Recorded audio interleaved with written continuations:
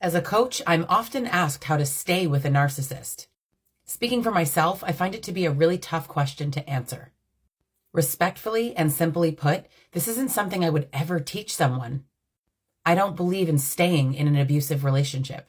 I wouldn't feel comfortable teaching someone how to cope with abuse. As a professional, not only does it strike me as unethical, it's unsafe. This might sound like I'm being sarcastic.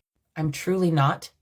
If someone chooses to stay in a narcissistically abusive relationship, the only way that I could see that work is if you give up who you are, if you accept a lifetime of abuse. And for this reason, I will never recommend or teach people how to stay in an abusive relationship.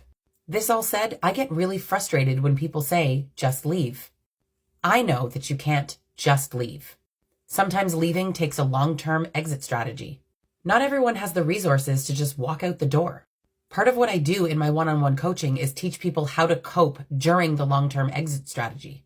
We can talk about things like how to stay sane and safe while you're still there. But these tools that I teach, they're temporary. Here's an amazing quote that I've heard. When we're no longer able to change our situation, we are challenged to change ourselves. Dr. Ramani Diversala wrote an amazing book called Should I Stay or Should I Go? Chapter 7 is specifically about staying. The chapter opens with pages and pages of how they're not going to change.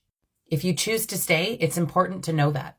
She goes on to talk about the predictability of narcissists and suggests that people really manage their expectations. One of the tips she offers is not to share any good news with your narcissistic partner. Then she details you also don't want to share bad news with your partner. This chapter of her book, to me, feels like a landmine. It's well written with amazing advice. Making any videos on how to stay with a narcissist is really just not something that I personally feel comfortable doing. There may be other creators and professionals who disagree. I don't judge people who stay. It's an incredibly personal and difficult decision. As a coach, what I would do with a client who was asking me how to stay is look at the reasons why you want to stay. What are your fears? What are the reasons? What are the roadblocks? And I would work with you on how we could best overcome those together. If you make the decision to stay, I highly recommend you get a copy of this book. And I sincerely wish you luck and happiness.